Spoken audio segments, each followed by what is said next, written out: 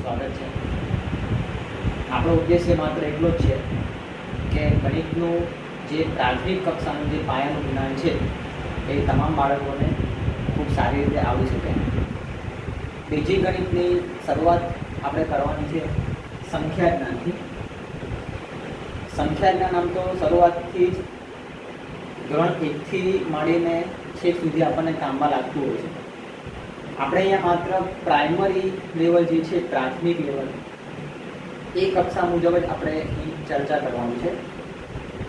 સંખ્યાઓમાં તો ઋણ સંખ્યા આવે, ધન સંખ્યા આવે, શૂન્ય આવે, પૂર્ણાંક સંખ્યાઓ આવે અને અપૂર્ણાંક સંખ્યાઓ પણ આવે। પણ આપણે અહીંયા જે ધન સંખ્યાઓ છે એને લગતી જ વાત કરવાની છે। તો ધન સંખ્યાઓમાં આપણે શરૂઆત કરીએ તો સંખ્યાની શરૂઆત થાય છે 1 થી। 1 એટલે એકમ, બરાબર। અને એકમની જે સ્થાન કિંમત છે એ જે સંખ્યા હોય એ સંખ્યાની એની એજ થાય। જેમ કે માનો કે 1 છે એકમમાં તો એની કિંમત 1 જ થાય। 2 છે તો 2 ની કિંમત 2 જ થાય। 3 છે તો 3 ની કિંમત 3 જ થાય। 4 છે તો 4 ની કિંમત 4 જ થાય, બરાબર। એટલે કોઈ પણ એકમનો અંક હોય તો એ એકમના અંકની સ્થાન કિંમત એની એજ થાય। આપણે આ વસ્તુ ધ્યાનમાં રાખીએ।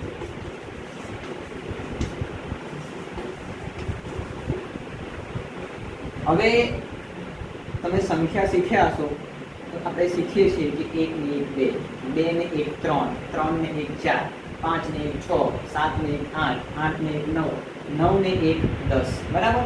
તો જે આ 10 જે છે એ 10 ક્યારે બને? આપણને કોઈ એવું પૂછે ભાઈ 10 એટલે કેટલા એકમ? આપણને મનમાં એવો પ્રશ્ન થઈ ગયો છે, તરત જ જવાબ એનો અંદર આવી જવો જોઈએ કે ભાઈ 10 એકમ ભેગા થાય એટલે એક દશક બને। કેટલા? 10 એકમ ભેગા થાય 10 એકમ 10 એકમ એટલે એક દશક। આટલું મગજમાં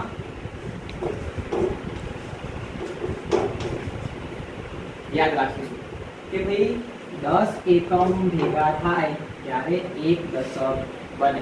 ઘણી વખત પરીક્ષામાં આવા પ્રશ્નો પણ પૂછાતા હોય છે કે કેટલા એકમ બરાબર એક દશક, બરાબર।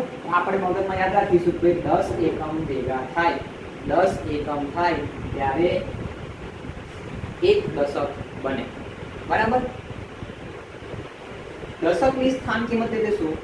તો દશકના અંકમાં જેટલો પણ અંક હોય, માનો કે દશકના અંકમાં 5 છે તો 5 દશક, તો 5 દશક એટલે 50। 6 છે તો 6 દશક, 6 દશક એટલે 60। દશકના અંકમાં જે પણ અંક હોય એના સ્થાનની પાછળ એક શૂન્ય લગાવી દેવાનું। જેમ કે આપણે 10 બોલીએ છીએ તો 10 એટલે 1 અને 0, 9 પછી 10 આવે, 1 અને 0 એટલે 10, 10 ની પાછળ એક શૂન્ય હોય છે। એટલે જ્યારે પણ દશકના અંકની આપણે સ્થાન કિંમત શોધીએ કે લખીએ ત્યારે યાદ રાખવાનું કે દશકના અંકની પાછળ એક શૂન્ય આવે, બરાબર। હવે આપણે જ્યારે અંક બોલીએ છીએ આપણે શું કહીએ છીએ કે 2 એકડા 11, એકડ બગડ 12, બગડ એકડ 21, પણ ખરેખર અંક એવી રીતે ના બોલાય। આપણે અંક કેવી રીતે બોલવા જોઈએ?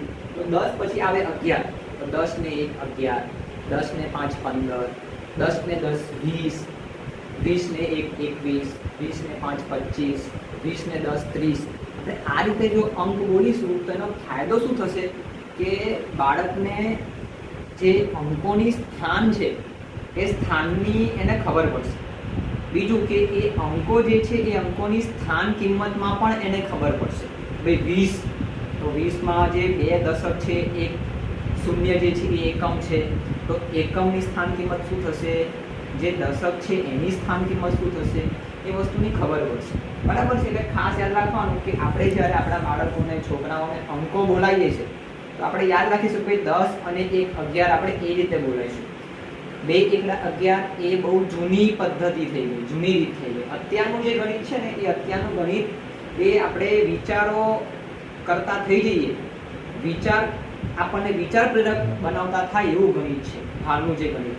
પહેલાંનું ગણિત કેવું હતું કે તમારે એમાં બધા બહુ જ લખવું પડે, ગણતરી કરવી પડે, શીખવું પડે એવું હતું. પણ અત્યારનું ગણિત જે છે એ એવું નથી.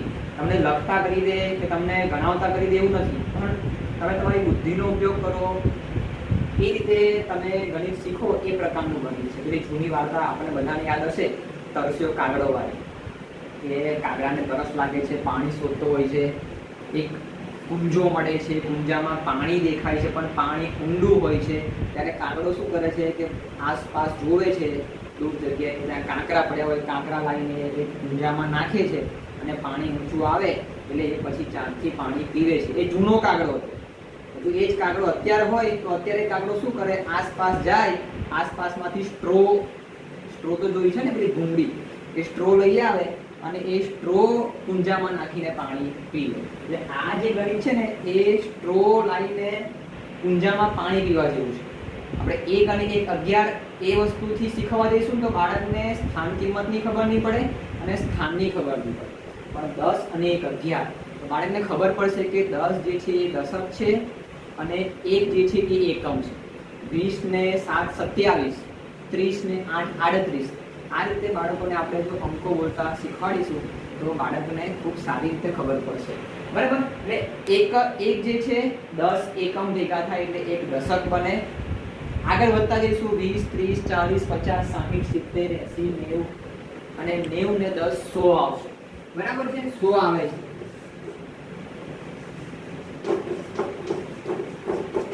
તો આપણે પ્રશ્ન થાય કે એક 100 ક્યારે બને? તો જ્યારે 10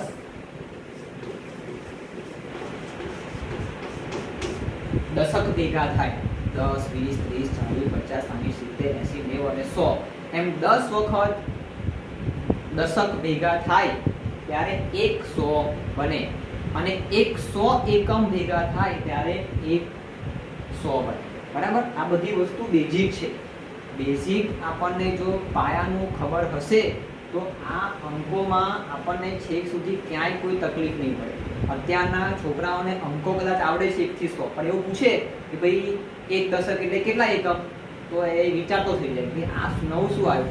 એવું પૂછવામાં આવે કે 100 એટલે કેટલા દશક ભાઈ બોલ, તો એને ખબર નથી પડતી. એટલે આ રીતથી શીખવીશું આપણે, બાળકોના મગજમાં ઉતારીશું કે ભાઈ 100 એટલે 10 દશક ભેગા થાય, 10 10 10 એવી 10 વાર ભેગા થાય ત્યારે 1 વખત 100 બને.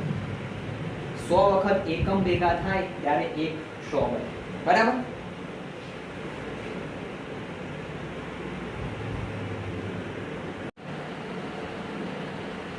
હવે 100 સુધી બાળકો શીખી લે, બાળકોને 1 થી 100 આવડી ગયું.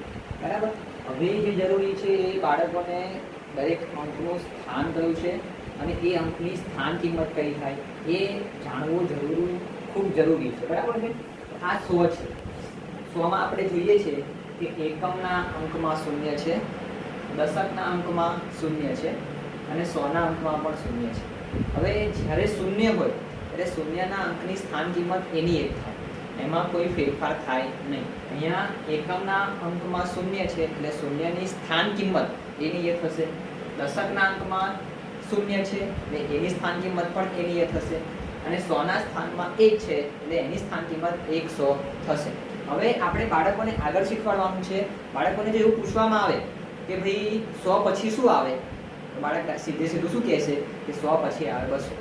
અને એ બાળકને એવું પૂછો કે 200 પછી શું આવે, તો એવું સીધું કહેશે 200 પછી આવે 300. શા માટે? કેમ કે આપણે બાળકોને એવું શીખવાડ્યું છે કે 2 એકડા 11, 1 બગડ 12, 1 બગડ 13. પણ આપણે જો એવું શીખવાડીશું કે ભાઈ 10 ને 1 11, 10 ને 2 12, 10 ને 3 13, 100 ને 1 101, તો બાળકને ખબર પડશે કે 100 પછી 101 આવે. 100 ને 2 102, 100 ને 3 103, 100 ને 10 110, 110 ને 10 120. તો બાળક ક્રમશઃ સંખ્યા શીખશે. સ્ટેપ વાઇઝ શીખાય, સીધો કૂદકો મરાય નહીં. બરાબર? પહેલા પગથિયામાંથી સીધું છે નીચે કૂદકો ના મારજો, એટલે પડી જવાય. સ્ટેપ વાઇઝ અંકો શીખીશું આપણે તો આપણને અંકો શીખવામાં સમજવામાં કોઈ તકલીફ નહીં પડે. બરાબર? તો 100 ને 1 101, 100 ને 2 102, એ રીતે ક્રમશઃ 100 થી 200 શીખો. ત્યાર પછી 200 ને 1 201. બરાબર? અહીંયા લખું તમને ખ્યાલ આવે.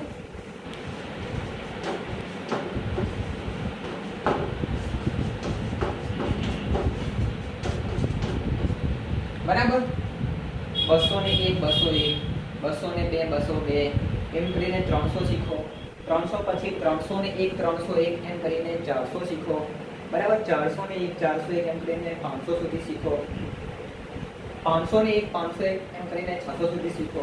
એમ ક્રમશઃ 1000 સુધી શીખો. બરાબર છે. એમ કરીને આપણે છેક 3 અંકની મોટામાં મોટી સંખ્યા 999 સુધી આપણે શીખવાનું છે. ફરીથી યાદ રાખીશું કે 801 801 802 802 890 890, બરાબર. 899 899 899 અને 1 900 એમ કરીને ક્રમશઃ સંખ્યા શીખવાની છે. સીધી સંખ્યા શીખશો તો ફરીથી જૂની જે ભૂલ છે 100 પછી 200 આવે, 200 પછી 300 આવે, એવી ભૂલ પડશે. બરાબર છે. 999 એટલે 3 અંકની સૌથી મોટામાં મોટી સંખ્યા.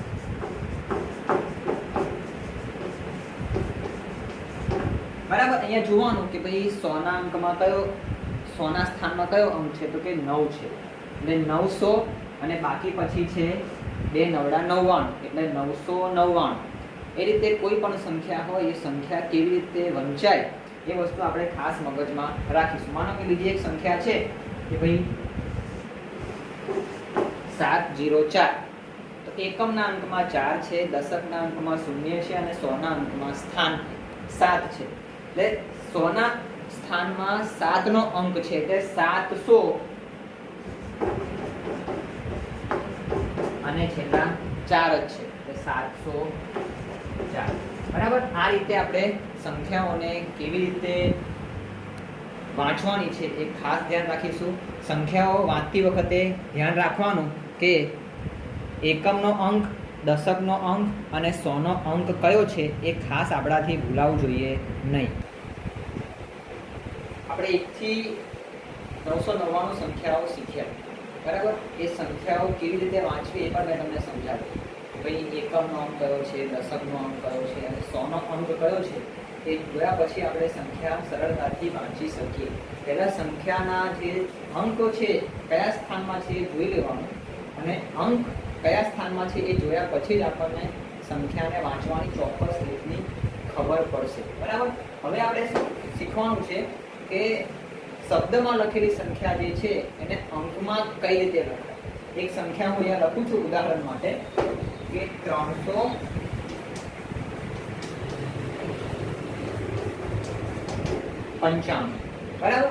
અહીંયા છે 300 એટલે 300 અને પછી છે 55. તો 55 એટલે આપણને ખબર પડી જોઈએ કે ભાઈ 90 અને 5 55 થાય. તો આમ ના લખાય 90 અને 5. આ સંખ્યા તો અલગ થઈ જાય તો 3905 થઈ જાય. બરાબર. એટલે ખાસ એ બાબતનું ધ્યાન રાખવાનું કે આપણે 95 લખવાના છે, 905 લખવાના નથી. બરાબર. એટલે આ બાબત ની ભૂલ ના થાય. સંખ્યા લખ્યા પછી આપણે આપણી રીતે વાંચી લેવાનું કે ભાઈ 300 અને 55 તો કે બરાબર છે. બીજી એકાદ સંખ્યા લખીએ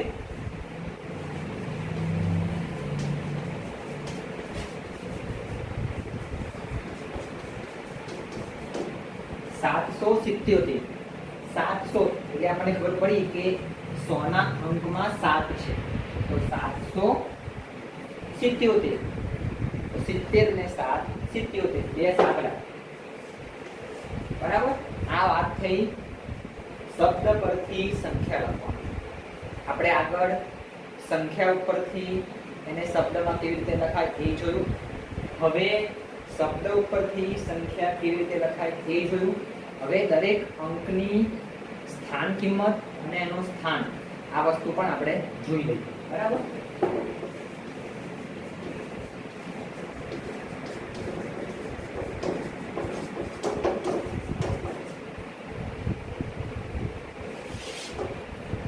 માનો કે એક સંખ્યા છે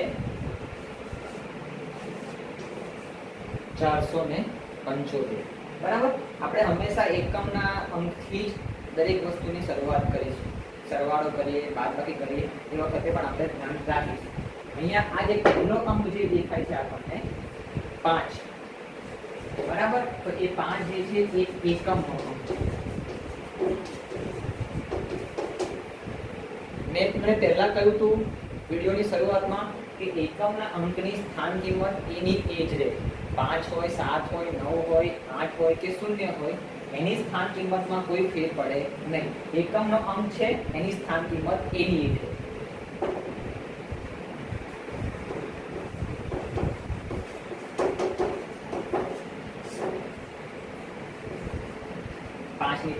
બરાબર છે.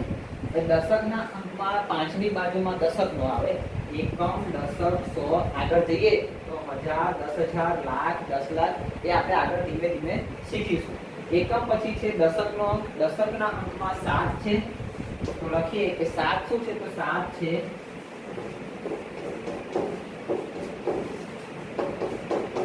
દશકનો. 7 દશક. 7 દશક એટલે મેં તમને આગળ કહ્યું હતું કે દશકના અંકની સ્થાન કિંમત તમારે લખવી હોય તો જે તે અંકની પાછળ એક શૂન્ય મૂકી દેવાનું. અને 7 છે, 7 ની પાછળ આપણે એક શૂન્ય મૂકીશું એટલે 7 અને 0 એટલે દશકના અંકની સ્થાન કિંમત 70 થશે. હવે દશકની બાજુમાં છે 4. 4 એટલે 100 નો અંક.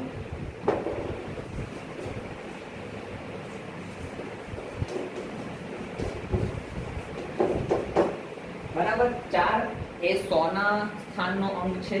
આપણે તમને કહ્યું કે ભાઈ 100 ના જે અંક હોય એની સ્થાન કિંમત શોધવી હોય તો પાછળ 2 શૂન્ય મૂકી દેવાના. જેમ કે 100 ની પાછળ 2 શૂન્ય આવે છે. બરાબર. એટલે 4 છે તો 4 ના અંકની સ્થાન કિંમત થાય 400. હવે તમે જો આ ત્રણેય અંકોનો કદાચ સરવાળો કરો તો પણ તમને 475 મળી જશે. બરાબર. એટલે આ જે છે એ તરીકે કે તાળો મેળવવો. આ તાળો મેળવવો છે. બરાબર. દરેક અંકની સ્થાન કિંમતનો સરવાળો કરો એટલે તમને જે તે સંખ્યા તમારે જે શોધવાની છે એ સંખ્યા તમને મળી જાય. બરાબર. 3 વસ્તુ શીખ્યા આપણે. અંક ઉપરથી શબ્દમાં લખતા શીખ્યા, શબ્દો ઉપરથી અંકમાં લખતા શીખ્યા, સંખ્યામાં જે અંક છે એ અંકનું સ્થાન કયું છે અને એ અંકની સ્થાન કિંમત કઈ થાય એટલી બાબત આપણે અત્યારે શીખ્યા. આ દરેક બાબતો આપણી પાયાની જરૂરિયાતો છે. પાયાનું સંખ્યા જ્ઞાન છે. બધી બાબતો આપણને આગળના ધોરણમાં પણ ઉપયોગી થશે. 4થામાં, 5મામાં, 6થામાં, 7મામાં, 8મામાં જ્યાં સુધી ભણશો ત્યાં સુધી સંખ્યાઓ તો આવવાની જ છે. સંખ્યાઓ આવે એટલે સંખ્યાઓની સાથે એના સ્થાન કિંમત છે, એના સ્થાન છે, એ બધી બાબતો પણ આપણને ધ્યાનમાં રાખવી આવડવી ખૂબ જરૂરી છે. બરાબર છે. આજ પૂરતું આટલું ઘણું છે. ઘરે રહીને આટલું શીખજો, નોટમાં અલગ નોટમાં લખજો અને આ જે સંખ્યાઓ જે છે શબ્દમાં, અંકમાં, આ સ્થાન કિંમત એ બધી જ બાબતોના સાથે સાથે મહાવરા પણ કરજો. ઘેર બીજી સંખ્યાઓ લખજો, બીજી સંખ્યાઓને શબ્દમાં લખજો, અંકમાં લખજો, એની સ્થાન કિંમત લખજો.